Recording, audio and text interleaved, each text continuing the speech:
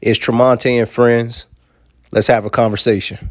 Yo, yo, yo, it's Tromonte and friends. New venture, new everything. Shout out to OTS, shout out to Derek, shout out to my producer Patrick. I have a wonderful guest. I have my brother on. I got his shirt right here. Yep. Introduce yourself. What's up, guys? My name's Paul, and as Tromonte said, these awesome shirts. Yeah, man. Yeah, man. Started a podcast called The Sherman Show. So far, it's been decent. It's been good. There's a lot I got to work on, but it's a work in progress, bro. But yeah, a little bit about myself. 28 years old, beard of Zeus. This is my only tattoos, and I'm single. That's right. That's right, ladies. He's single. Subscribe to Tromonte and Friends. Subscribe to the Sherman Show as well on YouTube. We'll get into everything. How we met. How we meet, Paul. So how we met was I was at Capital One as a coach, and Right. Tromonte got put into the royalty class of doing rewards, and I got to be your coach, you and Irby. That's right. And just got to teach you guys, take you under my wing, tell you about like the job itself, and honestly, just whenever we would have our one-on-ones, bro, like when I got to like pick your brain a little bit, I was like, yeah, bro, this guy's intellectual, bro, and then you just had ambition. Yeah. And whenever you showed that, I was like, okay, like everything that you're showing me, I wanted to put all I could offer to really help you succeed, because I like to see people that show me interest, that they want to grow, that I want to do everything I can to like give you the tools and the resources to get you there. Yeah. And just you and Irby, bro, y'all are my dogs, bro. I was like, and then Irby kept getting in trouble being on his phone. I was like, All the time. I was like, bro, Irby, you got Hey, side note, Paul did save us from getting in trouble because when I was on my phone one time, Paul pulled me to the side and he was like, hey, I don't care. He was like, but, you know, they care when you're in training, you're in nesting. We're in nesting. He was like, man, just put your phone away. He was like, I was like, man, this guy G, because he could have ratted on me. The rest of them would have probably ratted on him. Nah, not the rest of them. But Paul, he always took care of me and Irby. So I was like, man, this guy's a real one. Yeah, because I mean, like at the end of the day, bro, like we're all guilty of it. Like Everybody. Bro. And the thing that was funny is like when I coached y'all and stuff, like, you know, I had that professional image. You know, I was talking very proper. I wasn't saying any type of like profanity or anything like that. And then I was always dressed very like well. And then you guys see me back on the floor and I'm chilling with my feet on my desk, like chilling, watching chilling. Netflix, like Chilling. I didn't care because I was like, I got you guys where y'all needed to go. And then, you know, we created our friendship, and then, you know, we became boys, and then started watching your podcast, and then you inspired me to kind of start mine because I started making my little inspirational videos during COVID. And hey, man, what took you so long, man? Come like Paul has the voice, he got the image. What took you so long, man? I think probably self-doubt, man. When you're trying something new out, which now, from where I'm at, I think that everybody should always get uncomfortable trying new things. And I just didn't know how to go about it. I didn't know how to start it. And I didn't know if I put myself out on this platform and like really became vulnerable, if I would get accepted or rejected, you know? And that was part of like that self-doubt, because like when we had our conversation, I was going through a tough breakup at the time. And with that, I was fighting my own battles in my head where I was like, am I good enough? Where's my self-worth? Am I ever going to be happy? And it was a real hard climb. And then whenever the whole pandemic happened, I was like, I had all this time to myself. I was reading. I wasn't really talking to anybody like that. Like my phone was just kind of like a brick, like super dry. And I was like, I'm just gonna start making videos. I'm gonna just start speaking my mind, and if people don't like it, that's cool. But my thing was, if I could be completely vulnerable and just say how I feel, and it can maybe make someone laugh or make someone's day better, then that's good enough for me. I don't have to really necessarily make this podcast and make money off of it. My thing was, I just want to make people have a better life. Like, we're all going through hard times. We're going through struggles, and a lot of people don't want to talk about it. A lot of people are scared of it. They don't want it to seem like we have negative emotions, which we do. It's normal. Like, Dude, I am always goofy. I'm always in a bright mood, but I would be sitting here, I'd be lying to you if I told you I did have days where I just want to lay in my bed all day and just contemplate like what my next move is and like when am I going to get to that next part of my life where I'm at the goals where I want to be at, etc. And, you know, it's little things like that. So I was like, okay, I'm just going to be vulnerable. I'm going to see if people like me. And people started giving me feedback. They're like, "Oh, you should be a comedian." Well, yeah, and with that, I was like, I did like that little stand up where I was like talking about dating. And I was like, I don't know how people out here cheating, bro, looking like gargoyles. Like, cause I mean, I'm not gonna say I'm the best looking dude, you know, like, but if I'm in the room, I'm a 7 out of 10. Yeah, like, okay, yeah. You know, I'm gonna be humble with it. How is the dating world? How is the dating world? I be hearing conflicting stories from everybody who's single. Some people say it's good. Most people do say it's not that good though. I ain't gonna lie. It depends on how you date. So like if you're the type of dude that wants to have just physical relations with people and not really have any type of emotional attachment, so just like hit it, quit it, not have to stay committed, anything like that, it's great because that's how people try to find out if they like you now. You know, they get too confused with lust over actual love.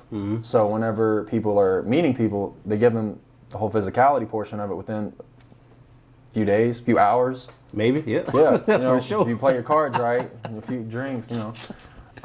But like with me, how I was raised, so my parents, they raised me in the wrong generation. I'm super old school, bro, like very chivalrous. I'm about to tell you, I don't do hookups. At all. I have never hooked up with any female I wasn't dating. And I don't know if it's because I haven't had the opportunity, but Maybe. I don't know. Like, I feel like I can't, what I'm about to say, bro, I can't be dropping off this quality dick to random females, bro. I understand, man. More people should be that way. I understand. I understand. I just can't do it. And like, I like to have some sort of emotional investment before I give someone my all like that. Because I believe whenever the act of sex happens, it intertwines your spirits. And I feel like you get a piece of them. And a lot of people don't realize that. But like, when y'all do that, that's an act of love. I mean, granted, you could do it and not have feelings. You know, it's very possible. But how I was raised is, you know, when I do that and I take it to that level, it's because I see a future with you. Like, I want to build with you. But I can't just do that with a random female. But dating, that's all dating is, bro. So what you're saying is, if a female offered, though, and y'all were alone at the crib, you would decline? What she look like?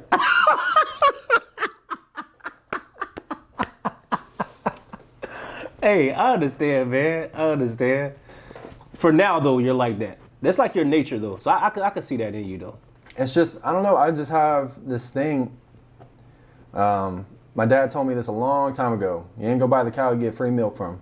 No. Like, and that's my thing is like, okay, so I'm gonna retract. I have hooked up one time. It was a girl after I got out of a relationship with. She invited me to her crib to watch Harry Potter. I just wanted to watch Harry Potter because I like Harry Potter. It wasn't just Harry Potter. She jumped on me, and I'm not gonna say like she was a big girl. She was only like 5'2", so I'm not gonna sit here and lie and say like I got held against my will. I hit or whatever, and changed her life. And it just started being like that, and then we just started dating. And the reason why I dated her is because I was like, I felt bad of just doing that, and for some reason I felt like I was taking advantage of her. Like, even though that's all she wanted, but we started dating, and that was the most like short-term toxic relationship I've ever been in. And I was just like, man, maybe this just isn't for me. But I'm an old school guy, bro. I'm the lover boy. Like, I'm the nice guy that finishes last. So when we were at Capital One, right? When we were in training, you were in a relationship. I was engaged. You were engaged. You were telling me about your engagement. But something occurred that changed the trajectory of your life for a moment. Yeah. So it didn't happen when I was at Capital One. It happened before I started at Capital One when I was working at Publix. Okay. I was working overnight, and one night, you know, it was like 2+ years. I was doing physical labor, never got hurt. And one night my back blew out, like randomly. I'm lifting a box and like I just pinched a nerve and like I was like, crap, this hurts. Told my manager and he's like, you can go home. We're not going to give you a write-up or anything. Like, we're not going to make it like a call out. Just go home. It's so unusual, bro. So I was already kind of weirded out by that. And I was like, okay. And as I'm driving home, I had this feeling. I was like, I don't want to tell my girl I'm heading home. And like, it was so weird that I felt like that because she was the only person I really talked to, bro. Like, that was my partner, bro. Like, it was me and her against anything. And I'm sitting there. And I didn't text her for some reason. And then when I get there, like this is like, I'm probably gonna give you chills, bro. Like I get there and she sends me a text and she's like, can't wait for you to get home. I love you and I miss you. Okay. And I was like, okay. And I was like, I love you, miss you too. Like, and I was gonna surprise her, like let her know I was home early. Yeah. And go upstairs, open the door, and I looked down and like I seen this other guy's shoes. And I was like, and then my dogs are in the crate. I was like, okay. I opened the door to my bedroom and they're just sitting there cuddling. And who? My fiance and some dude. Crazy.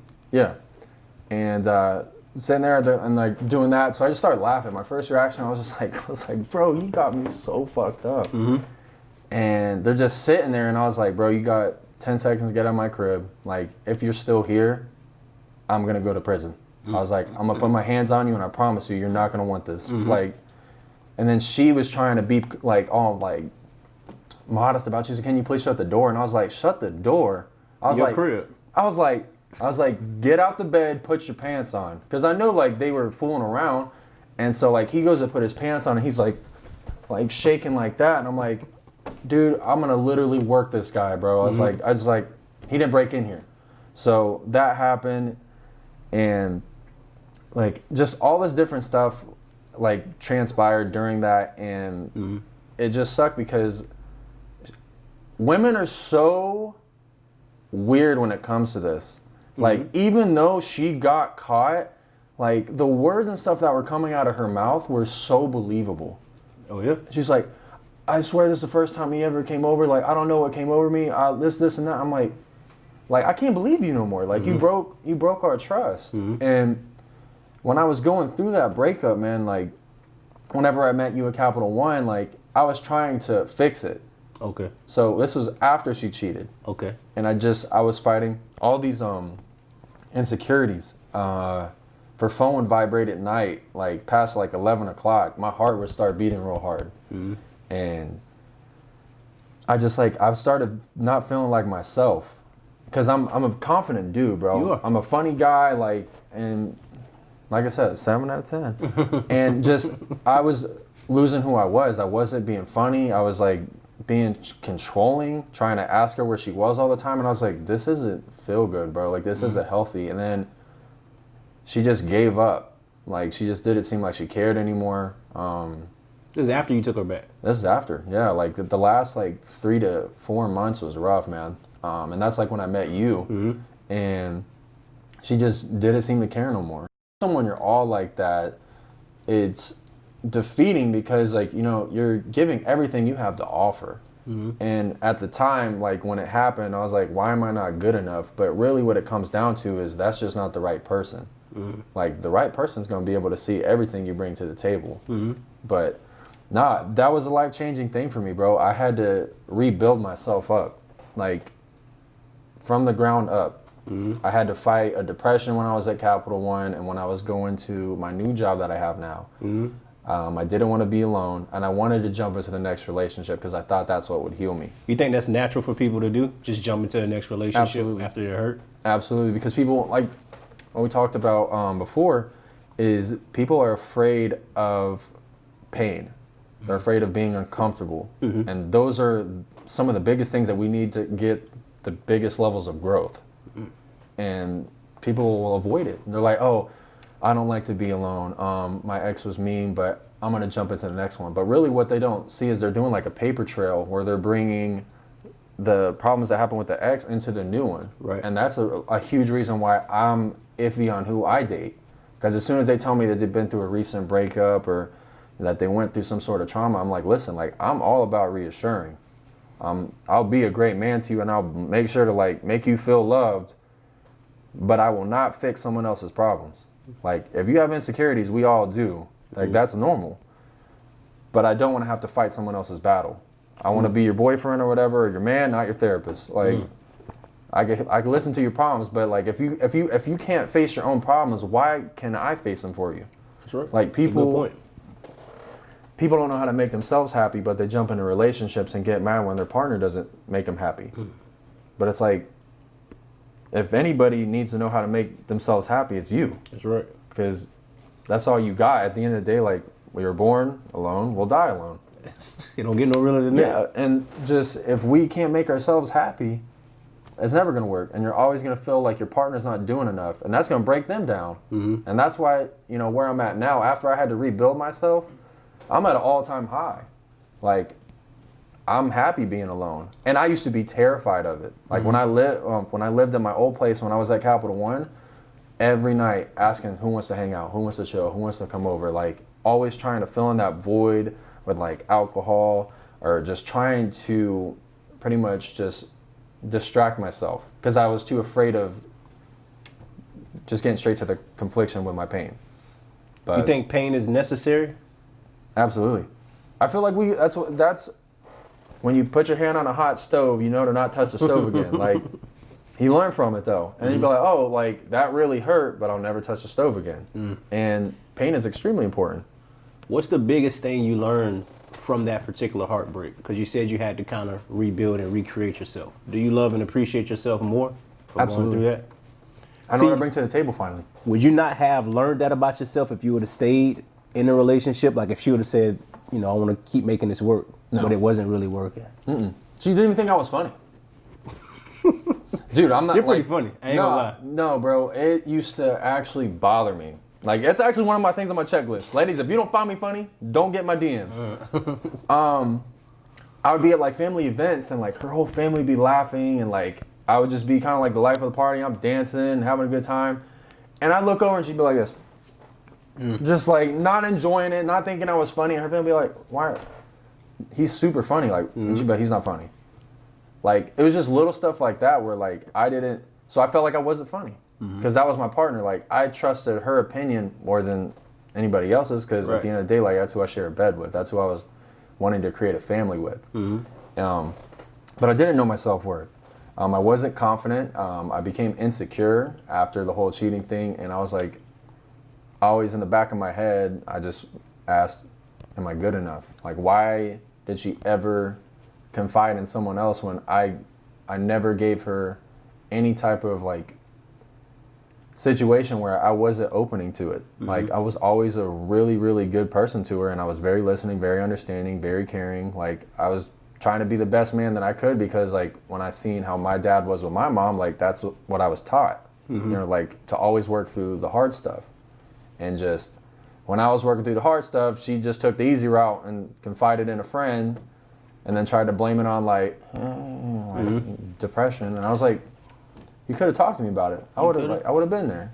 But if I would have stayed, I wouldn't be the same person I'm right now.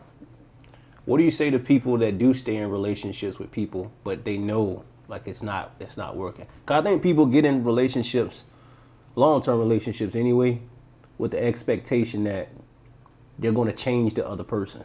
Can't do that. So it's impossible. Yeah, that person may change on their own, but the fact that you think you're going to make them change just by loving them more, it's not going to happen, man. No, and with that, if I could tell anything to anybody who's like in a situation where they know it's not good for them, for one, what are you doing? Like, our time is the most valuable resource that we have to offer anybody. It's something that we can waste. It's something that we can't ever get back, but it's something we can always give. And with that, if you know it's not right for you, forget tenure. Like, if y'all have kids together, yeah, that's, you know, it's harder that way. Don't get me wrong, but would you rather your kid grow up in a toxic relationship or at least just being cordial and just having it, like, separated? Because you're trying to force something that's not there.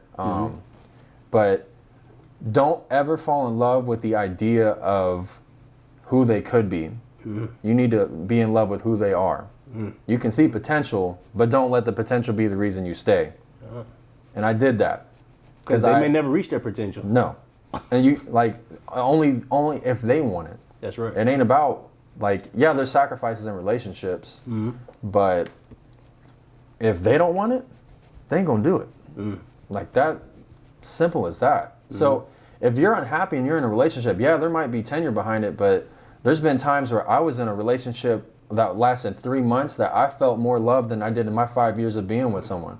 That's deep. And it's not about tenure, bro. Time is important, but that shouldn't be the reason you stay. You need to make sure you have, like, the foundation of a relationship, which I think is trust, communication, and respect. If you have all three of those, you're good. If any of those pillars get messed up, you're going to have a hard battle, bro. And having just time behind it, like, oh, I've been with them for 10 years, like, why? And you want to waste another 10? Like, what are you doing? Like, just, if you're unhappy, leave. And a lot of people, they'll be unhappy with things, and they don't want to make changes. Yeah. And that's the definition of insanity, is whenever you want change and you don't change, you don't do nothing in your daily routine. Keep doing different. the same thing. Yeah. That's the definition of insanity. So, and it's like, that's why whenever I hear certain people be like, oh, my boyfriend ain't shit, I broke up with him, like 3 days later, I love my man. I'm like, oh, what you doing, baby? Like, what are you doing? You do see that a lot on social media. You say you're old school because you were raised a certain way. Why are people, single people, probably more skeptical than ever to get into long-term relationships? I think there's like too much. I've been with my wife, we've been together 10 years, we've been married 5 years. I think there's a such thing as being too skeptical. Yeah. There's healthy skepticism. You should question things. But like any relationship you get in, you're going to take a risk. Yeah. You don't know the person fully. You're going to have to grow with them. They're going to be growing pains. You don't necessarily have this issue. But I see a lot of people, like, they won't even try. I'm like, you're not going to get to the point you want to get to. I think there's two reasons behind that. So, for one, they don't, half the time you don't need to be in a relationship. You don't. You can get anything. Like, bro, the way that dating is set up now, you can get everything out of a relationship without the title, without and commitment. then still have that freedom feel. And then a lot of people also are scared of, like what we talked about with pain. They got hurt in the past, and they're like, I ain't gonna ever let. And I think what I'm about to say right now, bro, I'm gonna speak my mind, because you always tell me to speak my mind, bro. I think it is absolutely stupid when someone gets hurt and then they want to turn into this cold human being where they don't have feelings, and they're like, oh, I'm gonna hurt everybody as bad as they hurt me. Bro, that's childish. Like, I get it, bro. Like, when I got cheated on, like, I was like, man, I'm never gonna love a female. Like, they gonna see the dog. Like, Sherman about to come out. Like, and no, but the thing was, at the end of the day, I was like, that's not who I am. Like, I'm a loving person, bro. Like, I kill negative energies with positive energies. Like, that's just my vibe. And I'm just not, I don't want to cause harm to nobody. And when people get hurt, they're like, oh, I don't ever want to date again. I'm going to hurt everybody that comes near me. And I think that stunts their growth, because pain is inevitable. Yes, it is. And if they're sitting there and they're not embracing it and they're just trying to, like, do that, they're never going to be happy, because they haven't healed from the pain that was caused to them. Do you think people should heal completely before they get into another relationship? Absolutely. Completely heal? Yeah. Because I don't think people be completely healing. I mean, we need at least 85%.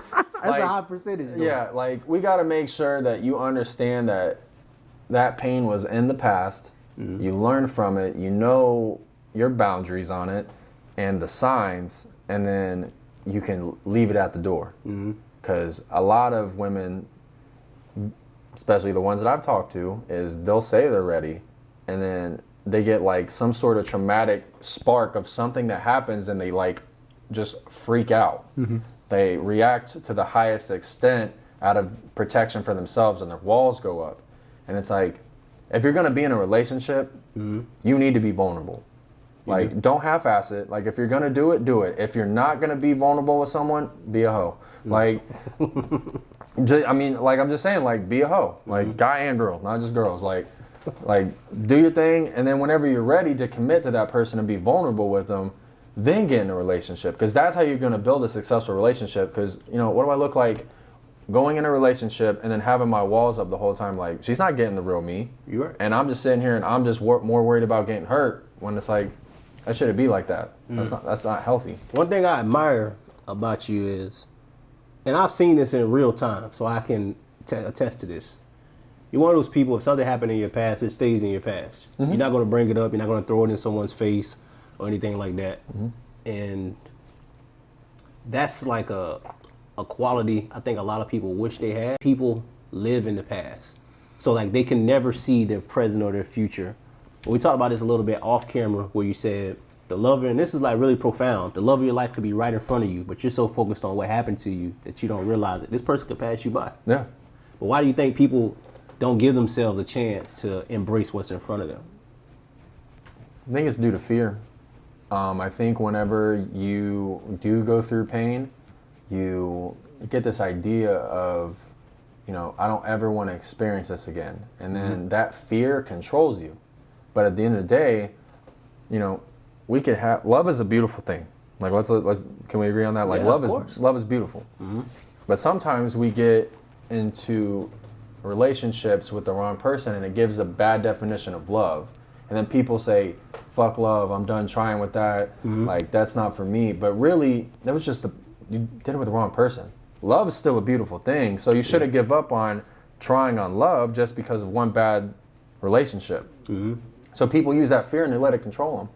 Mm-hmm. I've dated, you know, some wonderful women, mm-hmm. like absolute Shout wonderful. Shout out to y'all. Yeah. Come back in my life if you want. But and the thing is they were great women, but they weren't fully healed and they weren't ready. And mm-hmm. like that's what broke my heart, is because like they don't see it. Mm-hmm. Like I'm able to see not only from the inside of the relationship, but as empathetic of a person as I am, I can also see from an outside perspective to where I know how to like understand it better and really react how I need to.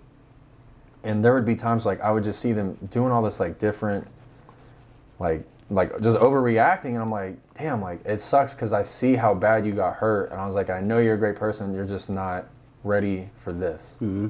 And I would have that conversation with them, letting them know like, hey, like this isn't gonna work. Mm-hmm. But I would have to communicate it. Like I believe in communication heavy. Yeah. And you know, it just wasn't their time because they were letting fear control their now because of what happened in the past. No, they were too focused on like the future, and it's like we need to live in the moment. Like right now, sure. It's me and you. It's good, so there's no reason why we should complicate it. Mm-hmm. Like unless I mess up, don't overthink. Mm-hmm. Like don't create problems because of one bad guy that treated you in the past. Like I'm not him. Mm-hmm. Like I'm way better than him. He wants to be me. Salute. Like, salute. And that's the thing. Just people. It's the fear. Mm-hmm. And fear is just a huge factor, and like that's why they stay at that 9 to 5. It's like not even just relationships. It's like you can't let fear control your everyday basis. You need to focus on now, know your worth, always want more, and always just focus on the now. Yeah. Instead of like, oh, I got fired from my last job, I might get fired from this job, or I got cheated on my last relationship, I might get cheated on in this one. Like I think that's a terrible mentality to have. Like yeah, when I got cheated on, it sucked, but that's what she did. Right. I have no reason to go into a new relationship thinking this girl's going to cheat on me because she hasn't shown me the signs. Right. So I have no right to judge her on that. Mm-hmm. But people do that, though. All the time. Like, be like, oh, my ex cheated on me. Like, you can probably do the same. They're like, well, when you acting like that, I'm thinking about it. Like, it's just, they have to fully, 85% on that heel. 85%. Like, because it's going to take, like, the thing is no one wants to be alone for that long. You're right. And you have to be alone to heal. Mm-hmm. Like whenever I went through my part, like where I was scared to be alone, when I finally got COVID, I got COVID, y'all. Yeah, you did. Healed though, I'm good. You know what I'm saying? Healed up. And I was isolated for 30 days by myself. I wasn't working because they didn't give us like equipment yet or anything like that. And I just had to be alone with my thoughts. And it was terrifying, bro. Mm-hmm. Like, because I was forced to do it. And I think it was God telling me I needed to really sit down and reflect on everything that I went through and find my balance and find my purpose and find my happiness. And I started making my podcast videos and stuff. But when I was facing those dark thoughts, like, it sucked. And I did go through, like, being sad, and I was like, damn, like, and I even asked my boy Kevin, like, this was a real question I asked, and I said, you know, I always see other people in relationships and they're happy and stuff. And I was like, am I hard to love? I was like, you know what I mean? I was like, is it me? Like, am I on such like a high level of like my mentality that am I a hard person to love because of the times? But really, like, you know, these are questions that I had in my head. And then I found out, like, no, I don't settle. Like, there's nothing wrong with that. And that's why I am single. Like, it takes a lot for me to want to settle down because I finally found my worth. I know what I bring to the table. It's a lot, ladies. But not just, I had to really take that time and heal. And I went through, like, dude, I was like walking one day. I was going on a walk around my neighborhood when I had COVID. And I had a panic attack, bro. I was thinking about everything going on in my head, and I just literally had a panic attack, and like my chest was hurting, like freaked out. I was like, damn. And I thought I was gonna die because I had COVID. And I was like, damn, if this is really how I go out, like, can I say that I've done everything I needed to do? And that's when I really said, I got to make this podcast. I have to always talk about everything that I've went through that can maybe help people out.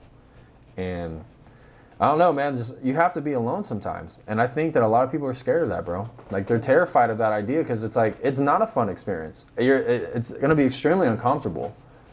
And you're not going to enjoy it. Like, you're having to go through, like, the hardest times where you have to reflect on pain, uncomfortable, like, anything that's just not a good feeling at all. But once you embrace it on, like, a sober mind, you learn from it and you grow from it. And that growth that you get from that, bro, I'm trying to tell y'all, like, it is the most beautiful thing, bro. Like, my mom told me, she, like, whenever everything happened and I got my new place and stuff, she's like, this is the happiest I've ever seen you. And she's like, I absolutely love this. And I was like, I love it too. Like, I finally found my worth, but I had to go through that dark times to climb back out. And I just feel like a lot of people, they don't want to put in that work. And like that, in the book we read, The Subtle Art, with that it says, like, people don't focus on the climb. They just want the end result. That's it. Like, but the thing is, like, you can't enjoy the end result unless you know the work that you put in for the climb. Yeah. And that's why, like, taking it day by day and just setting those short-term goals and stuff, like, even in relationships, like, putting in that work and stuff, like, and then getting that result after you've climbed out. Like, when I was in that dark place and I climbed out, bro, I was like, damn, I did it.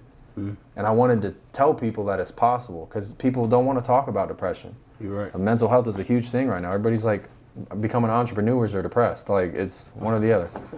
And people don't want to talk about those negative emotions. And I wanted to share my story about being depressed and, like, having COVID to let people know, like, you're not alone.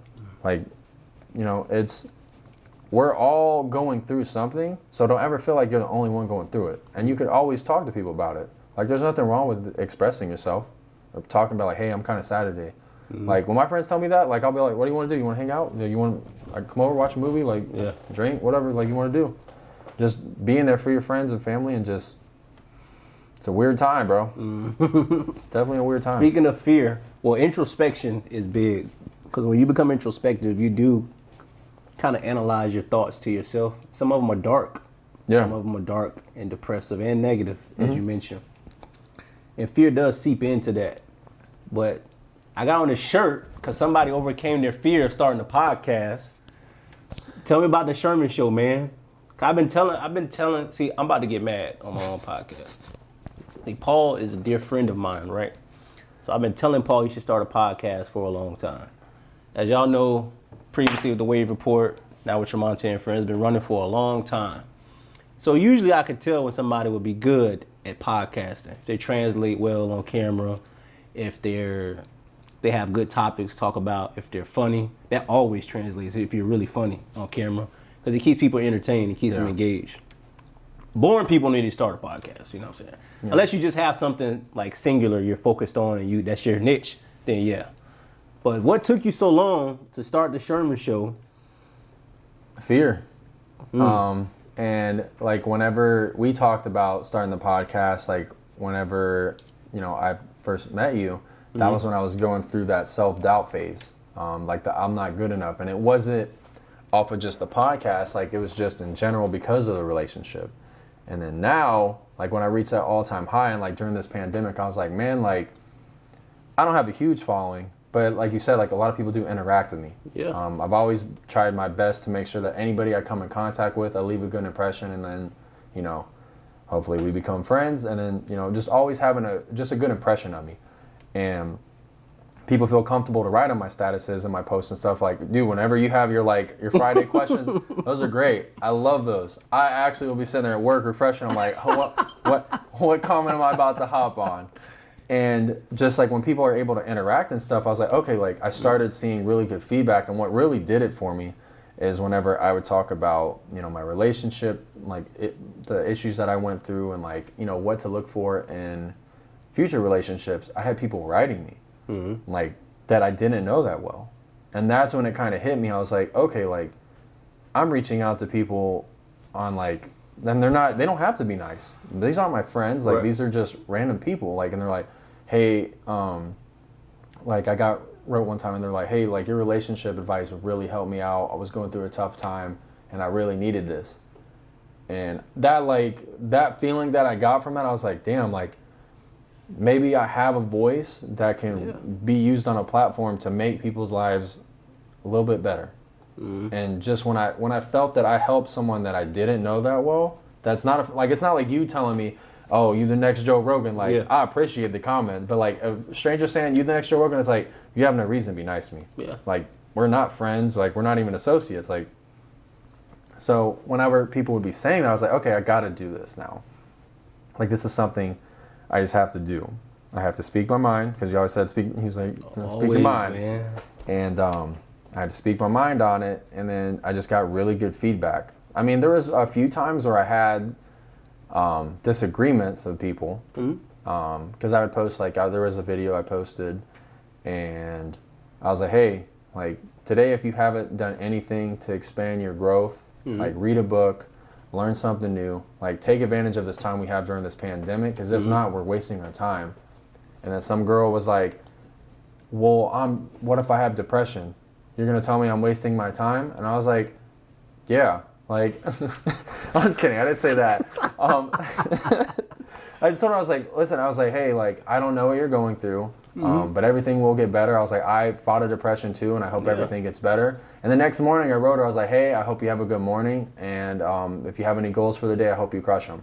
And like that made her day. And then she never argued with me again after that. Because like, I was able to relate to her in a sense. Like, I guess she thought like I'm all like giggly and happy-go-lucky all the time. Like, but when I told her like, I have my dark days just like everybody else. Like, she's like, okay, like now this is pretty serious. Like, and just having these different people write me and then want to be in my podcast, I was like, this is pretty cool. It's impactful, man. Yeah, it feels great. When you told me to be on your show, I was like, like Paul, man, the GOAT, man. Gotta have Paul come on, man. I don't know about all that. But nah, man, to close out the episode, I do want to tell you that you inspire me, man. I'll never forget you sewing into me. I think we all should pour into each other positivity and good feedback. And when you train me, although you're younger than me, I feel like you're my age, for your maturity level. Yeah. I think you're going to do great things. And, I don't say things I don't mean, you know what I mean? I think you're going to do great things. You stay consistent. I think you have a kind of forward-thinking mind, and I think we need that during this time. And all the stuff you went through, you don't wear it on your sleeve. And, sometimes the energy can rub off on people. Like, I've worked with people, to be honest. I work with people, and they come in negative every day. You're like, dang, you negative every day. Like, I wonder what's wrong, but I never got that from you. Every day you come in, you're joking, even though internally you may be breaking down. Every day you come in joking, you be like, what's up, Tromonte? You need anything? I'm like, this guy barely know me. But you treat me as if like I'm kin to you. And I always appreciate that, man, because one thing during this time, this global pandemic that we've been experiencing, unlike no other in any time in history. We have to wear masks everywhere and stuff like that. Yeah, bro.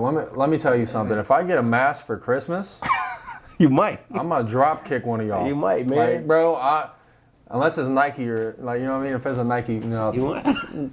I learned during this time to be grateful for the friends that are in my life, man, and to be thankful because so many people have passed away. Yeah. Just unknowingly, it's like out of nowhere. And I want to give you your flowers while I'm in front of you and tell you I appreciate you, man, and I love you, and to keep going, man, because you got something good going, and you got the image. People, the image can be everything. You got a good partner. Yeah. Kevin, hey, shout out to you, man. Y'all do well together. You always need an ace, man, and just keep going, man. In dark times, you can call me. I'm gonna tell you, hey, man, why you calling me, man? Keep going. Ain't no secret. Ain't no secret to this thing. It's a lot of hard work and a lot of sacrifice, and you got that in you. 'Cause I seen your work ethic, and everything you told me, you told the truth, and I apply that to my life, man. So thank you. Yeah, man. I appreciate you having me on the show, bro. Like, anytime, man. no, I think that you don't realize the impact that you have on your friends and family in terms of like how influential you are, and like you're very inspiring, very intellectual, and like every time you post a status, like it already shows up. Like I think I started following you on Facebook without realizing it gives me a notification, so I'm ready, dude, at all times. Post a picture, I'm like supporting small business, sharing, like new video, sharing, like because you have a real good energy to you, and like that's why I wanted to be on this show. And that's good, you know, man. that's why every time you give me advice and criticism, like I take it like full consideration because this is kind of what I wanted. Yeah, Like, yeah, you know what I mean? Like this setup is dope. yeah. Like this is a dope setup, bro. Like, and these are the things that I wanted to build towards because I wanted to have the impact that you do. And so, like, I'm glad that I inspired you, but you also inspired me. Man, you're gonna have a bigger impact than me, man. No, that's not a competition, bro. I know it's not a competition. You'll be at the top with me, bro. I'll make sure you're up But there. I want to let people know, to humble brag, when Paul gets famous, just know he was on my podcast first. I don't want nothing from him. I'm not a leech. I'm not going to ask for no money. Just know Paul was on here first and everything. It's your launching pad. But thank you, man, for coming through. Paul is single. That's how we go. He is single. Go to the Sherman Show on YouTube. Subscribe. You know, I bought this. He didn't give me this for free. You know, I support my friends. Any final words for the viewers? So guys, if you're gonna buy a t-shirt, my boy Kevin that I do the podcast with, he has a website called cheekytees.co. He makes these t-shirts and a whole bunch of other ones, so always supporting local business. I had to buy this one too. I had to get it for free. And just, during this time it's hard, but always try to stay positive. Make sure you surround yourself around positive energy, good friends, good family, and just appreciate now. The future's not promised. The past is behind us. Now is the most important part. Value every minute that you have with your friends and family. Tell them you love them. Give them the flowers while you still can. And just be positive and just enjoy. Subscribe to Tromonte and Friends. Go to the Sherman Show on YouTube. Subscribe. I'm going to put a link in the description to go buy a t-shirt from my man Paul on the Sherman Show. It's going to get big. It's going to get big. Sir. Remember where you seen it first. Peace and love, y'all.